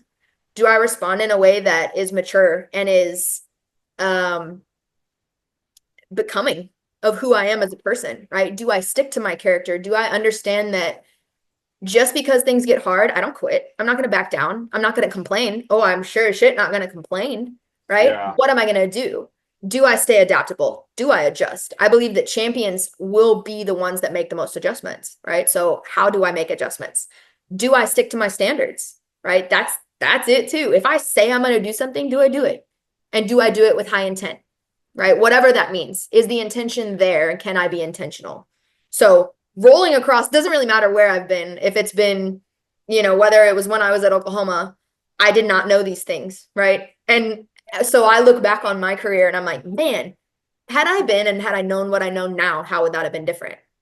But that's pointless, right? For me, we look forward now and we go, okay, here I am in the present moment. Who was I as a thrower? Can that impact somebody in here? Or can that impact somebody in the world right now, a young thrower? Can that impact a coach? Can that impact a parent in their parenting decisions and their choices as to whether they, have their child go to a throws club 19 times a week or let them play other sports and let them become more agile and more active and find that when they do more things, you actually become more athletic, right? Like you are broadening your horizons, so to say. So there's a lot of things. We could go on so many different tangents. That's so good. I was like, I need to hear all that. That's awesome. And with that being said, a young lady listening to this thing who's doing multi sports, what would be your kind of what am I looking top few things to like guide her in the weight room, but to Or- kind of stick to her standards, so to speak. So I think that truly the weight room is for everyone. Because girls get can scared. be intimidated by it, especially right. And don't ever let anybody convince you that it stunts your growth. Okay, like I wasn't even in the weight room until I was in college, and like truly, well, I had a guy in high school for a little bit, but I wasn't gonna grow anymore. You know what I mean? Yeah. But the whole the fear of bulk, right? The fear of mass, the fear of all these things is goofy because unless you're taking testosterone, Exactly. don't do that. That's illegal and it's gross. That there are just things that are silly that we've convinced ourselves of. And the first thing is that, weightlifting is going to make you slow. Okay, then speed train, right? Like there are things that make sense that, in my opinion, everybody needs to go to a professional for, right? I hesitate to tell people to just go train. Yeah. Like, that's why I'm not that person to my parents, right? Where I'm like, just go. Because when people just go, they hurt themselves. And because it's just it becomes this ego thing or this FOMO, this like fear of missing out. So I'm going to go do it because I saw this guy on Instagram do it. So it's got to be good for me, right? Oh, yeah. No, like it becomes this thing where I want to be somebody who can. I've been on the phone with different high school coaches actually all last week because I had a lot of driving to do. So I was on calls with different strength coaches from different high schools because that's a thing now. Yes. People are hiring strength coaches for high schools because they see the value in it. Yeah, and it's in Louisiana, but it's in Texas. I've got I don't even know 7 or 10 people last week that were like, "Can we get on a phone call?" that are in high schools in Texas. Yes, we can. How can I help you? Right? There are no secrets in this field. I have my whole screen pulled up right now. I'm ready to email anybody anything they want. Do you want something? What do you want to do? Okay, let's do it. But you're not doing it on your own. Yeah. Go to a professional, right? Go to somebody who can truly develop you. Because, and my first thing is like form over everything, right? I really want you to have exceptional form, but knowing that that's going to be exceptional form for you. There's not a form in a book. There's no book that can tell you that is the correct squat pattern for your body, right? Yeah. Long femur, long torso, short torso. Who are you? And how do you move? That's the first thing. So really, to me, and young females and young males, I don't care who you are, like, get out there and just go play a contact sport. Please God, play a contact sport. Like for anybody, right? Go play soccer, go do something weird, go do judo, right? Go fight. Go learn how to take a punch. Like, I don't know. That's what I did. I was in freaking karate my whole young life. Really? Yeah, for like 3 years. I was working up to a black belt, man. I was there. Like, we do those things, and I truly believe that it will make you just well-rounded, right? And that's my first thing. Go play all the sports you can possibly play and learn a new one, right? Learn a new skill. If you're not training with someone, like somebody who knows what's going on, the best thing to do is just to start educating yourself. And for me, I'm like, call me. Like, there are things. I post my own training online all the time, and I tell my athletes, don't even think about trying to train the way I train. My training age is old lady, right? That's where I'm at. Like, my training age is beyond, so I can handle ridiculous amounts of volume. I can handle stupid. I do dumb stuff all the time. I'll go like a couple days ago. A couple days ago, it was just like, let's do 100 pull-ups and see how long it takes, right? Like, there are things that I have done because I am trained. It's not like I've never done a pull-up before and I'm like, let's go try to kill myself doing this. So again, start training. Start with somebody that knows what's going on, because I know there are facilities and there are things and people who work specifically for that, and shop around. Just because you go to somebody doesn't mean you got to stick with that person, right? Find somebody that you like, find somebody that you respect, find somebody that has history doing what you want to do, and ask them about it. Hey, how'd you start, doing whatever you're doing? How'd you get in the weight room? How did you, whatever? Because it's not for everybody. I know some of the best athletes, arguably in the world, that just don't train. Yeah. They don't. And you know what? Great. But I believe in it. And I think had I known what I know now earlier, I would have thrown friggin' 60 meters. I'd be an Olympian right now. Not really, but so would you say I think that there's a lot of value in it. High school girls, maybe what about CrossFit? If they don't have the facilities at their school, like say they live in Strawn, who's 1A, and they don't have the best weight program, the best facilities, but there's a CrossFit place and they want to do that. Go do it. Go learn something new. I caution CrossFit. Okay. I'm not going to speak ill of anybody, because I know personally some phenomenal CrossFit coaches. I know some absolute gym phenomenal CrossFit coaches, but that is a sport.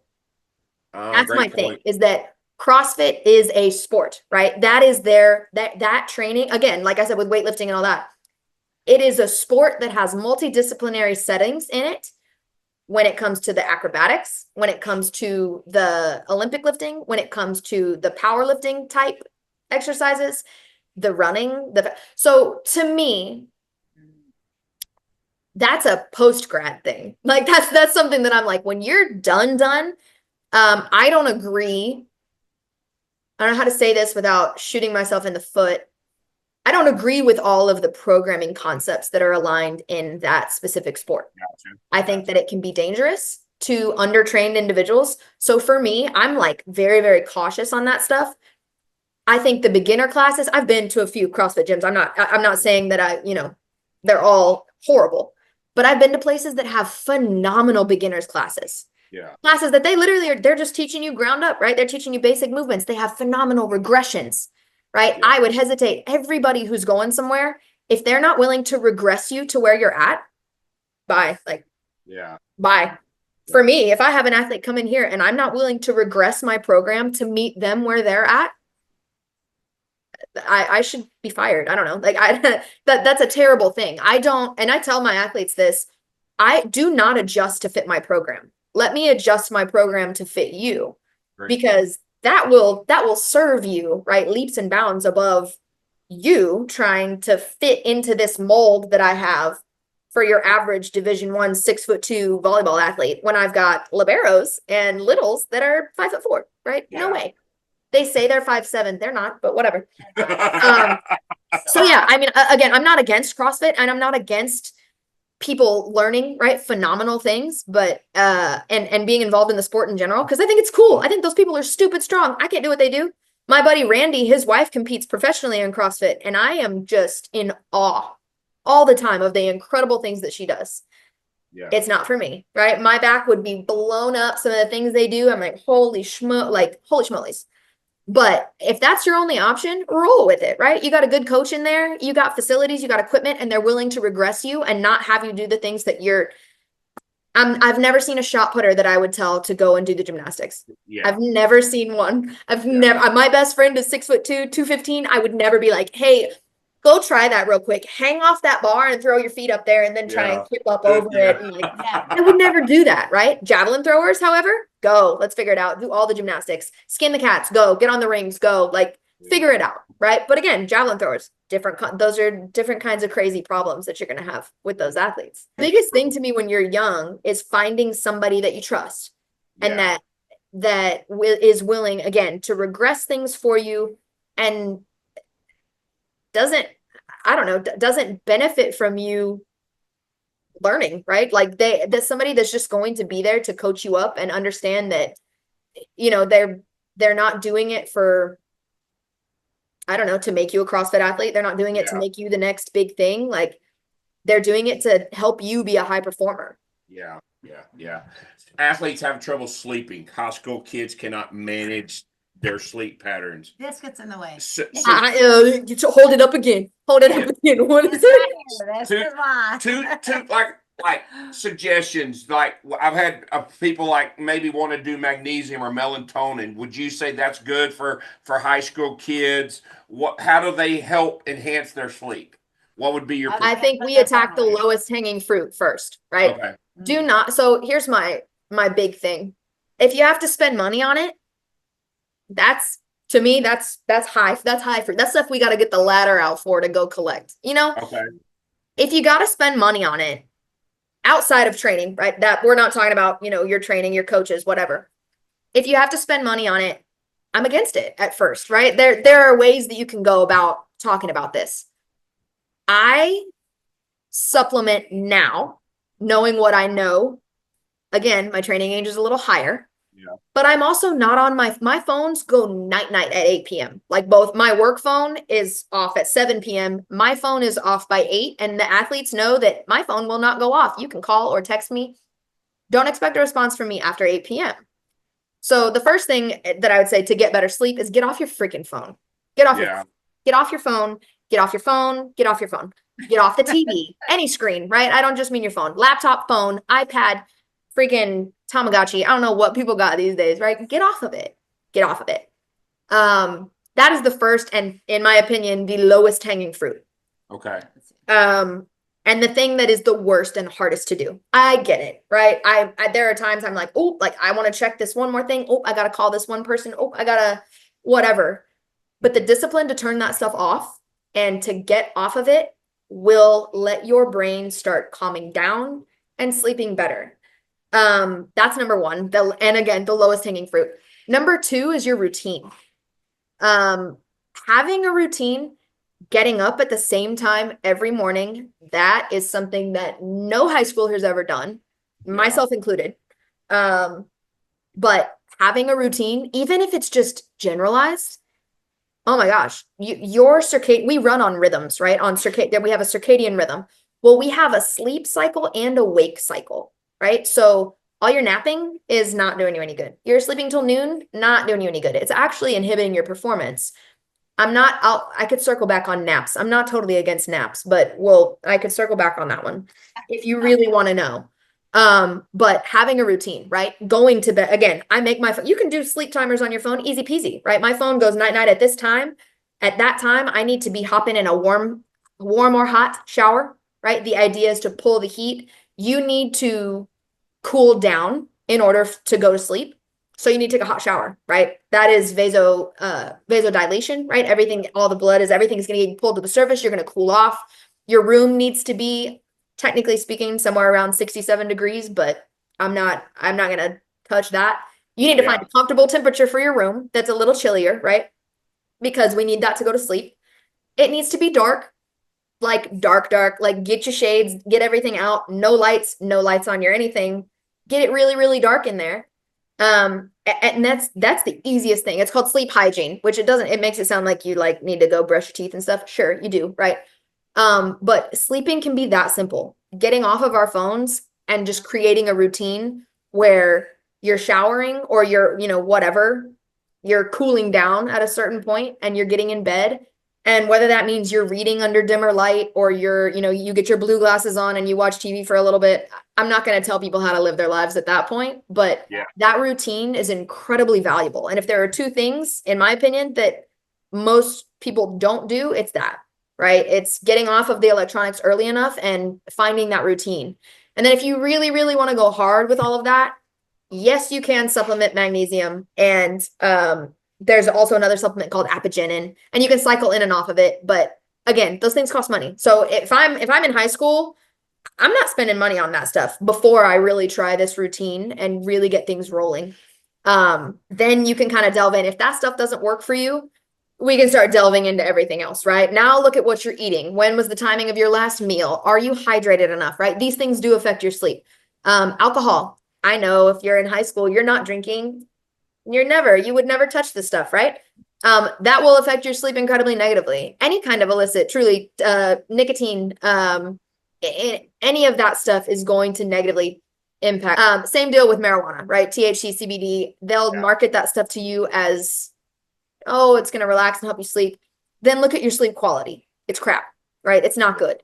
And people can think the same thing about, alcoholic beverages as you get older. Oh, it helps me. No, it doesn't. It doesn't help you sleep. It actually tanks your sleep and it's terrible. Your heart rate won't get to, nearly low enough to what you need. Your HRV won't. There's all kinds of things that will not recover. So there's nitty gritty things about sleep, but if you can just get on a decent routine and make it consistent, it will make a world of difference. High school kids and nutrition. And I know you said earlier, not RD, but kids don't manage their time. Mom and dads go through Chick-fil-A. They struggle with hot Takis, whey protein and stuff. Kind of just some little good advice to say, hey, try this, do this, suggestions. Welcome back, track people. This is Brandon, owner of fourthrows.com. We're a fast and growing track and field company that specializes in the throws. With our speed shipping, implement warranties, and rock bottom prices on javelins, discuses, shot puts, and hammers, call us up today to talk directly to one of the owners at fourthrows.com. If I can stay closer to the ground, which means what I'm eating has a mom or a dad, or it came from the earth directly, that's where I'm going to stay, right? And for me, that processed foods are going to kill us all. Yeah. And this is not my opinion. This is very real. So when you're sitting there talking about Takis, I just went through like the ingredient list in my head, and I don't get me wrong, I love a sweet treat as much as the next person, right? Sure, the little white donuts, I'll smash a whole bag of those, but I don't buy them.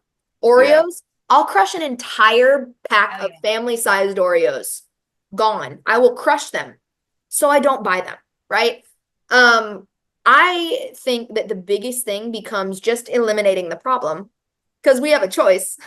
We have a choice to not buy things, right? And me personally, I started understanding that a little late. It wasn't too late. I was still in college when I started understanding it, because my mom, single mom, I grew up, again, I understand, it was like fast food, right? For me, it was the 10-cent bean burritos at Taco Bueno. Yeah. There was no other option for me. I didn't have a lot of money. This is the option. This is where we go. So my first thing is, let's make sure that we can afford it, because there's no reason that you need to be going broke buying food. That's goofy. You can eat well, and again, in my world, stay close to the earth and not be getting all this processed crap and not break the bank, right? And to me, that looks like you can choose the local product. Usually your local produce is going to be cheaper. I go to fresh markets here. There are there's called produce markets that we have here, and I can get an entire bag of apples for $4. Not $4 a pound, $4, right? For a huge bag of apples. I can use those apples and go get fresh ground peanut butter for $3.50 for, a little ground peanut butter. I don't know how many ounces that is, but it's this big, right? Yeah. And that can be a great snack for me. And that's $7 that I just spent on 4 or 5 days worth of snacks. Making it yourself while time consuming will do you so much more and give you so much more benefit than going and getting the processed oils, the processed sugars, these things that are really inhibiting your recovery, which thereby inhibits your performance. And that's the biggest thing. Now, say you do go to Chick-fil-A, right? I am a huge chicken mini fan. I'll eat them all. But knowing what I know, right, there are grilled options. Yeah. If I do need, it's a day, I'm about to go train, I need some carbohydrates, I'm going to get the grilled chicken sandwich, right? I'm going to get the whole thing. If it's a day where I'm like, hey, this isn't it, there are salad options. Now there's mac and cheese. I'm not a hater on mac and cheese. Get the mac and cheese, boo. Put a little bit of chicken on it, right? Get the mac and cheese, put the chicken on it. Understand that you don't need to demonize the food selections, but you need to be careful what you make routine. So we're not going to Chick-fil-A every day. We're not going to Chick-fil-A once a week. Like, Chick-fil-A is a treat. Understand that. Because if you take that money that you spend on those fast food, take the money, right, in my opinion, that you spend in those fast food places and in those atmospheres, and then take it to the grocery store and see how much farther you get with it. You're going to get a lot farther, I promise. I've done it. I'm an adult now. I have to adult and I have to budget and I have to do my things. I don't go out to eat, right? Coffee is my crux. I love coffee is my thing. It's my like niche situation. That's my thing. And knowing what I know, I drink black coffee because and I'll go on record saying this. I don't care. I hate Starbucks. I hate. I'll go travel with some of the athletes and some of the teams that are here. They go to Starbucks and they're like, AK, look away. I'm sorry. I'm like, what are you holding? This whole jug of sugar. What are you doing? Oh, yeah. That is what's absolutely crushing us because, again, it is inhibiting your recovery. Therefore, it is inhibiting your performance. If it's not feeding into your high performance, it's inhibiting you in some way. If it's not maximizing your recovery, it's inhibiting you. So, again, knowing what I know, I drink black coffee. If I'm going to get a latte and I'm going to splurge, I'm going to put almond milk in it, right? Because dairy is inflammatory to me. I don't eat it. Anyway, going back to the whole situation of cooking and understanding what you're eating, find out what you like. If you don't like chicken, don't buy chicken. Don't go eat chicken. If you love burgers, my big thing, I'll make burgers without the patty sometimes, or without the bun. That's just a thing. That's an incredible way for me I can get 40 grams of protein, throwing a couple burgers in, slice and dice and everything up, putting a couple condiments on there, a little bit of onion, a little bit of lettuce, and roll with it, right? And that's going to fill me up. And when you do not need carbohydrate as an athlete, is like, you can kind of time it out with activity. On days that I am not as active, I don't need as much carbohydrate. I still need to meet protein, right? I still need to understand that I need to get good fats in. Olive oil, we don't use it enough. We use a bunch of other weird seed oils. Olive oil, strictly in my house. Olive oil. I cook my eggs in the morning in olive oil. My breakfast, my go-to is 3 eggs, a piece of Ezekiel bread, which is awesome, by the way, and in the freezer section, and so easy for teenagers. Go. Like, you literally just need a toaster. It's so great. And I do half an avocado, 3 eggs, half an avocado, piece of Ezekiel bread, and that's my breakfast, right? And if I'm active, if I know I'm going to do a ton in that morning, I'll either have overnight oats, or I probably way too many berries, strawberries, blueberries, raspberries with a scoop of peanut butter. I'll eat peanut butter till the freaking cows come home. It's cheap. It's nutrient dense, like you would not believe. And I can make it fit whatever I need it to fit. If I'm going to go train, I'll do a scoop of peanut butter with a ton of honey and some salt. That's my pre-workout. I don't spend money on pre-workout. I don't think anybody should. If you have issues when you get here, like get to the gym, right? Understanding how to get going, fruit snacks, fine. That might be the only thing that I would say, go buy it, right? Yay, fruit snacks. That's quick energy. I would do, again, honey packets with some salt. Pop it in and go. Yep. Mid-workout, making sure that you're, leaving room in for easy, quick carbs. Fine. Something that can get in your system quickly, which is going to be, again, the honey, the fruit snacks, the things that my athletes like to eat cheese sticks during our sessions. And that's not it, right? Don't do that. Yep. Don't do that. But again, easy recovery. If that's what you need to do when you get done, training, protein. We go in for the protein shakes because we have them here. They're paid for, easy peasy. If you're into that stuff, make a protein shake. Get your favorite milk, get some whey protein. You brought whey protein up earlier. Yeah. Go for it. If that's what you like, if you find something you love the taste of, get your milk, get your whey protein, and don't be afraid of the calories. Get the calories in your body, get the protein in, throw some creatine in. I will, when it comes to supplementing, creatine is for everyone. Y'all should be taking creatine. Yes. 5 milligrams a day, microdose it. Truly, all of us should be taking creatine. It's been shown for our cognition over time. Like it's making a difference in our cognition as we age. So it's not just for muscle growth and not just for muscle, although we do want that, especially as women. As we age, we want muscle. But it's doing phenomenal things for us. So protein and creatine are maybe the only things I'd spend money on. Kids are sometimes doesn't have self-confidence in themselves, especially after they lose. And let's say they go to a meet and they scratch 3 throws and they feel like they're not worthy in the javelin or something like that. How would you suggest they kind of hit the reset button instead of maybe running away from a difficult situation and saying, okay, I need to kind of figure this out? My first and the visceral thing that bubbles up inside me, like truly, is who are you? Yeah. Like, I'm sorry, who are you to be acting like that? Right? Yeah. That's you think you're the first person that's ever failed. You think you're the first person that's ever scratched. Do you think you're the first person that's ever had a hard time? Like, who are you? Right? That's pride. That's all it is for us. So my first message there is get over yourself. Right. Yeah. And that's not an easy thing to say when you don't know someone, because you're like, oh, I don't want to hurt their feelings. Boy, get over yourself. I scratched my way out of Big 12. It's my senior year. Like, Oh, wow. there, and I stayed right where I was at and I supported my teammates. I did not cry until it was over. Then I cried. Yeah. But there are things that you can focus on that are so much more important than this immediate result. You have to be in love with the process. And if you are in love with the process, which is your training, which is your nutrition, which is your sleep, which is your relationships, I would argue your relationships are one of the biggest parts of any process that you're ever going to be a part of. The goal, while it is important to have a goal, I'm not diminishing that at all. Please don't hear me diminishing having a goal.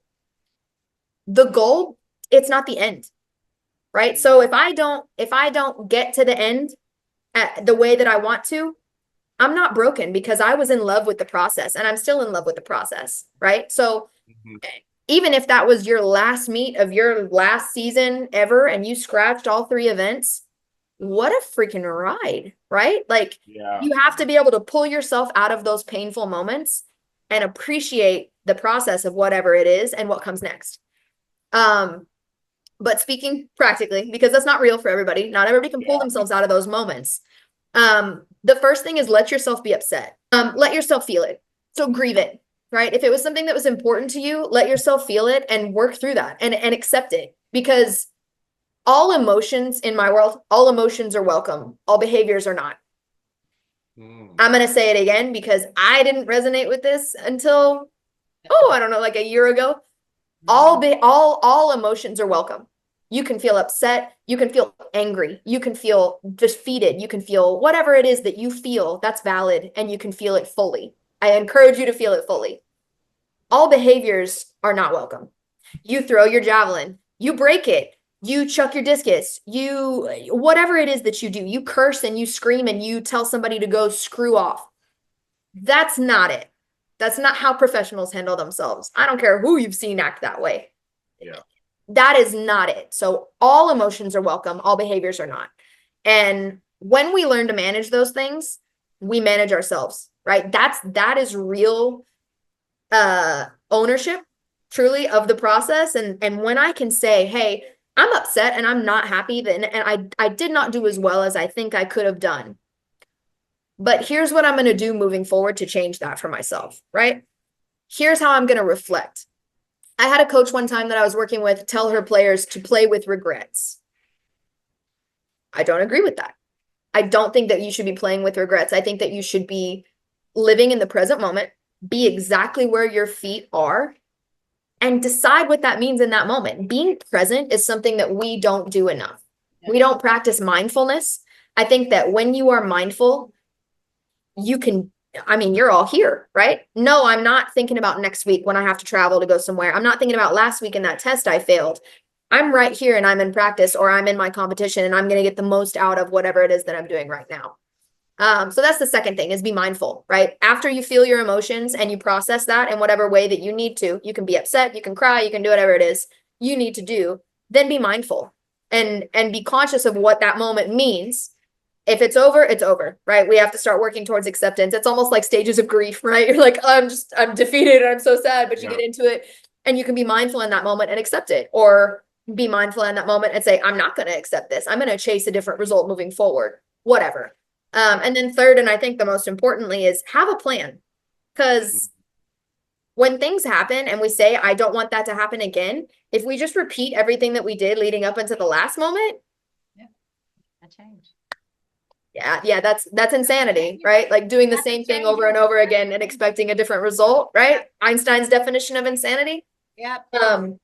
And I think that's really it. I think it just becomes, we become these managers of our emotions, right? And in my world, I need to be somebody that can change behaviors, and I need to be able to modify behaviors, and I need to be able to manage stress. When I can do that for myself, I can teach other people how to do it also. So when you can do that and truly delve into what that means and say, hey, I'm gonna feel what I need to feel, I'm gonna be present in this moment, and I'm gonna have a plan moving forward as to how I'm gonna progress out of this. Oh my gosh. Like, you can do just about anything. Overtraining.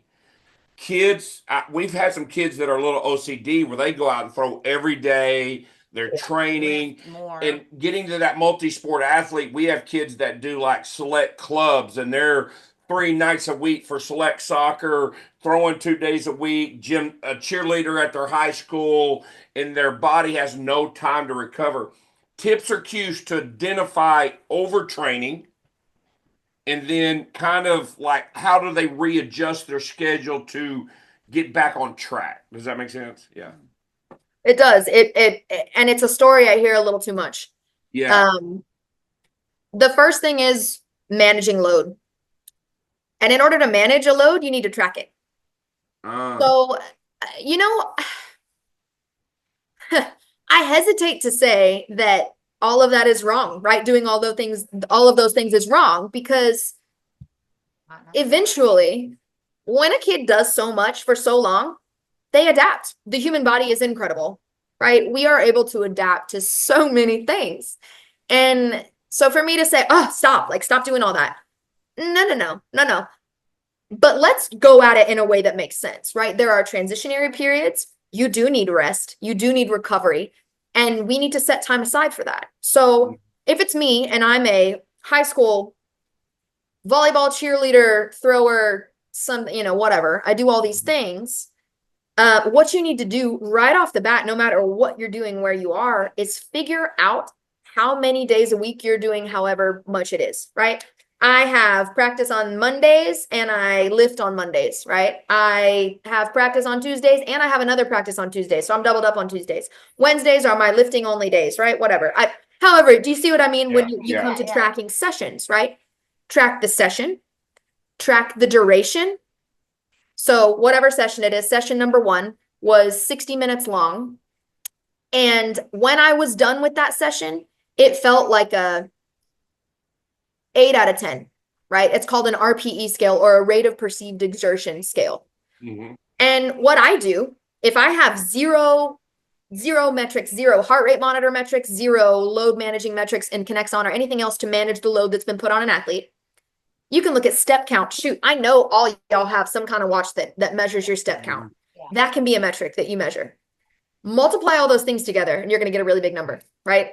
Find that minutes times, the session numbers and the duration, and the RPE, right? It'll give you a really big number. When you get through with the week, add all those numbers together. It's called a TRIMP score, right? Which is just essentially an arbitrary number at this point. But week to week, you can look and see how difficult your weeks have been, right? This week was 7,000. Mhm. The week before that was a 10,000. Like, holy crap, what'd I do that week? So, and that's just an idea, right? Yeah. But again, it comes with tracking the week, tracking the loads, tracking the session number that you've done, and understanding that it is okay to do a lot. It's okay. But you have to be used to doing a lot. So say you only practiced 3 times a week last week, and then this week you practice 8 times. Like, we're looking at injury, right? And you might not Yeah. get injured that week. You might get injured in 2 weeks, right? Because your body plays this little catch-up game. And the fatigue index that you see coming on may not hit you for another week.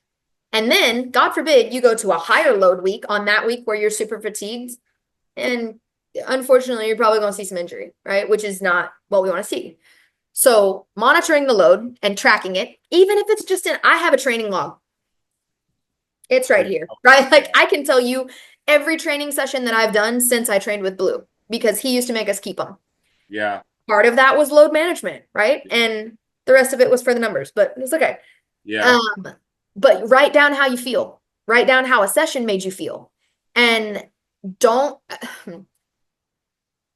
I have had so many athletes get injured just doing one more rep. Mhm. Well, I just want to do one more rep. When your form starts to go Yeah. and you talk to the person that you're with and they say, yeah, that last rep looked like crap. Put your pride down and be done, right? Walk away and say, hey, you know what? I'm going to write this down in my training log. This was a horrific day, and I'm going to remember this day because I'm going to come back and do better next time. But the amount of athletes that I've seen, I watched a girl break her neck, literally, like, actually break her neck just doing one more rep of something she didn't have any business doing. And she was told to not do it, but was like, well, I finish every practice this way. I'm going to do it. And broke her neck. So that's the thing. It's not more. I believe in what's called a minimally effective dosage, which is what's the least amount that I can do to get the biggest result. And sometimes that least amount is going to allow me for recovery, right? It's going to allow me to spend some extra time doing mobility. It's going to allow me some extra time to go get, I recommend that everybody get a foam roller or like a lacrosse ball or a tennis ball. Work on your feet, get barefoot, move around barefoot, like do all these extra recovery modalities, do yoga. And what I recommend young athletes figure out is how to move your body weight. Can you do a pull-up? Or a push-up. Can you do a push-up? Yeah. Can you do a body weight squat? Can you land? Can you jump on a box? And then can you jump off of that box and land flat-footed? And once you can manipulate your own body, go crazy, right? One final question, because I'm curious to know what you're going to say. You've worked in the Pac-12, the Big 10, and you're on your second SEC school, and you threw at the Big 12. Yes. You've experienced all the different conferences in the big landscape of the NCAA. What's your perspective on what's going on now with the bigger conferences, Oklahoma coming into the SEC? And do you see a difference between, like, is there a distinct difference between the Big 10 and what y'all do in the SEC and LSU, or what you experience in the Big 12? Yes. You know what? It's where the money is. Yeah. That's at the end of the day, Texas is always going to be a powerhouse because they've got more oil money than God, where the money is, right? Yeah. So Texas A&M, Texas, happen to be the powerhouses in the state of Texas, right? Yeah.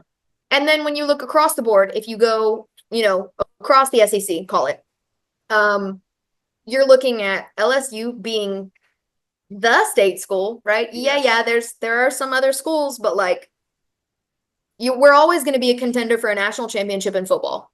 Yes. Always. Even on our 8-4 years, right? Like whatever. Next year, did you see who he's bringing in? Like whoever has the biggest football, basketball, right? If we could get there are things like that where when you're bringing in the money, you can do anything and everything that you want. Like Michigan, Texas, A&M, LSU, and then you kind of go that way to Georgia and Alabama. And I mean, even Ole Miss, Auburn. But I think the SEC has it the best. I think they're doing it correctly. I think, correctly, right? Whatever. I don't think there is a correctly, but I think that the more centralized you can take it and the less travel, because when we're talking about sleep, right, and like all these other stressors that are on athletes, that's one of my biggest things to high school athletes is sleep. Sleep is the most underrated performance enhancing drug, and it's free. Like, it's crazy, but it is the most underrated performance enhancing drug. If you are doing everything right and you're not sleeping, you're robbing yourself of some great things. I love people, and I hope that my goal is to make everybody feel seen. I want that to be my superpower. Like, that's ultimately who I am and what I want to be. And I think that outside of all that, that's once you figure that out as an athlete, who you are, not an athlete, who you are, right? Not what you do, that it makes you so powerful. And it will ultimately, I believe, make you successful. At LSU, there's a director of strength and conditioning, and then each sport, the tree trickles down to all the different sports. Is that how it works? So no, my boss, her name is Melissa Moore Steele. She's awesome. Okay. She worked under Tommy Moffitt for a really long time. So for the longest time, all of the strength staff answered to football, which was strange because we have Olympic sports also, right? Yeah. So that was weird. Lately, the structure has been football has a director and they have their football strength staff. And then now my boss is the director of strength conditioning for Olympic sports, and she oversees everybody else. So there is a director for baseball. There is a director for women's basketball. There's director, head strength coach for baseball, head strength coach. They're not directors technically in their title. They're head strength coaches. Head for women's basketball, head for men's basketball, head for track and field. And then the rest of it, that means they only have one sport, generally because of travel or because of whatever, or they're tied to the head coach, which I love my head coaches, but I have no desire to be tied to them. I want to be tied to the department. I want to be a departmental resource and a departmental asset. I think that makes me better as a professional, but had I, if I went into women's basketball or whatever, I would be tied to that head coach. And then there are 1, 2, 3, 4, 5 of us that have multiples. So I've got volleyball and women's tennis. My office mate has soccer and the golfs. Another one has swimming and diving. Another one has gymnastics and beach volleyball. And then my boss has softball and men's tennis. So it makes us, again, like a departmental resource and a departmental asset to not get fired when head coaches get fired. I love being at LSU because of the freedom that I have to find a way in another facility, right? If this weight room is booked up the time that I need it, I can go to softball and say, hey, can we use your facility? If, I want to train tennis and they don't want to come all the way over here after practice, we have racks in their facility, right? I can go train at tennis.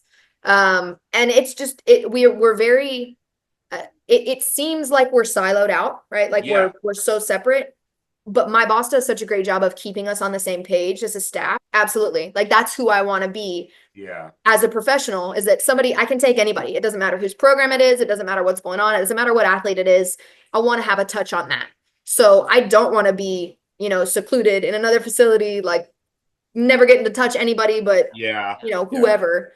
And again, a departmental asset, right? That's, I think, at the end of the day, what I hope to be. Ashley, you're amazing. We should talk to you. This is way better than I thought it was going to be. You're really an inspiration. We said we wouldn't keep you long. Well, Ashley, thank you so much. Thank you so much. If there's everything you need from us or anything, just reach out. But we're going to use you as a resource too. So, yeah, absolutely. Do it. You got my information now. Absolutely. Sounds good. Thank you. God bless you. Happy New Year. Y'all too. You too. Bye. We'd like to thank AK for being on. Just what an amazing story of someone you've probably never even heard of, who's kind of been behind the scenes, but has involved in track and field heavily, with the names of like Jerry Clayton, Blutreich, what she did as a thrower at javelin at OU, and then what she's doing, with strength conditioning at LSU. I just love her information. She handled that Q&A session really, really well. A lot of great information that I hope our high school athletes listen and learn from. That Cridgen's good for you. That getting enough sleep is probably the best recovery that you can have. Great tips on nutrition as well. Great tips on if you're that multi-sport athlete and you're kind of deciding what you need to do. Maybe according to Ashley, you kind of stick with it because that multi-sport athlete is going to make you be a better thrower. And she's an example of that, of what she did in high school, and it was a natural pickup for her when she got to OU to do the javelin. We sit here and listen to her, and we're just in awe of all of her wisdom and all of, just like you said, little pearls and little nuggets of great things she had to say that apply to teens and adults with sleep recovery and supplement and the food. Like, if it doesn't come from the ground or doesn't have a mama or a daddy, and and then like she's a product of what she believes in. Like, she still strength trains every day, and her fitness is important to her, and her working out and her sleep. Like, her phone goes off at 8 o'clock. So many great things. I could have sat and listened to her for a long time.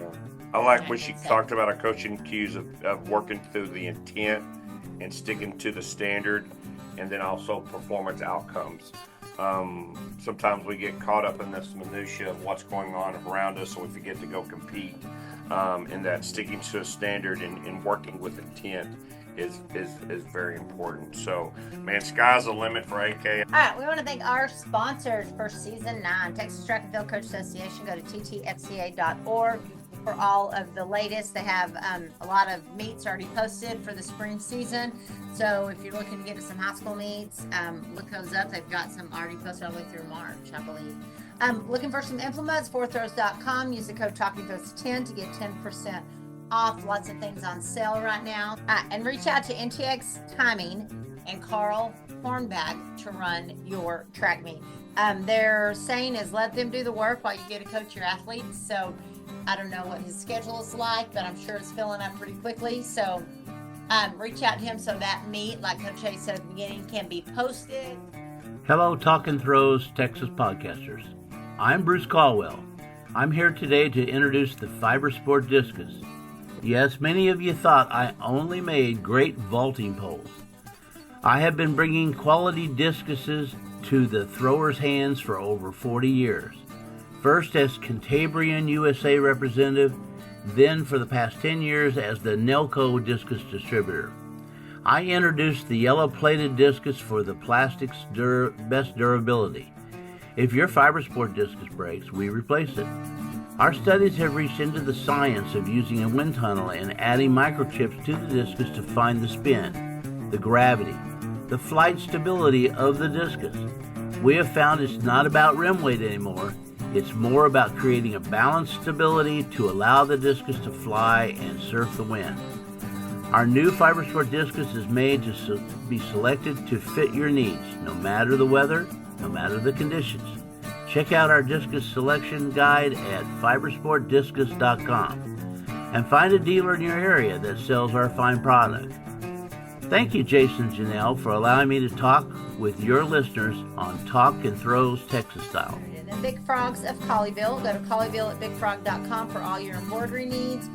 Lifting DFW mobile station. Check out our website. A lot of great information there. We're bringing that trailer to any teams you have, or reach out to us with some Olympic lifting information. And then go to the Throwing Factory on our website where we have a shopping page. We've got all of our coaches, links to all of our coaches.